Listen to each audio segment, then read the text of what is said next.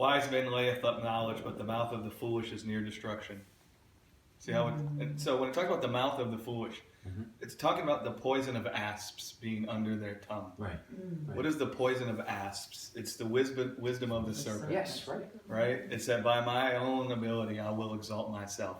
So Paul talks about the all have gone out of the way. All have fallen short of the glory of God. The poison of asps has been under everyone's tongue. Right? Whether you were Jewish or Gentile, the poison of asps was under your tongue. You were speaking forth foolishness, right? Which would be the serpent's wisdom.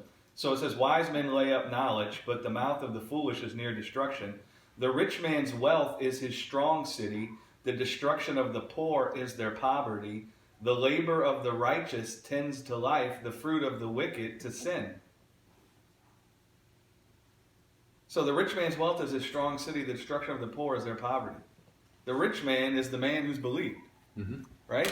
It's not talking about his money or his house is his strong city. Yeah. It's not saying that the guy has a big house and he's got Lamborghinis and big cars and he's got armed guards outside and that's his strong city. It's saying that a person who has believed on God for life, they are rich in God, and God is their strong city. Right? So James says, have not God chosen the poor rich in faith? Yeah. Right? So it's not talking about whether God doesn't define being rich or being poor based on what you have materialistically. He defines it based on, do you have life or not? Have you believed on grace for life, or are you believing in the strength of the flesh for life?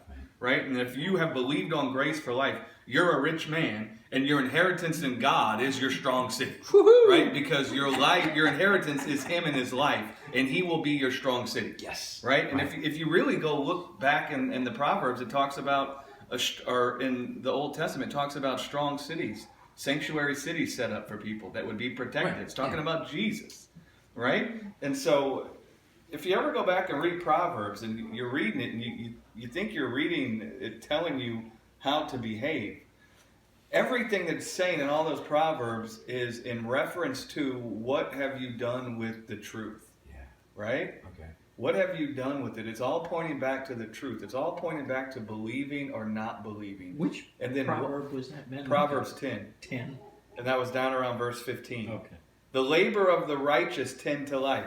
It's not talking about your work. The hard work, right? It's not talking about I'm righteous and now if I go out and sell cars, I'm going to sell a bunch of cars.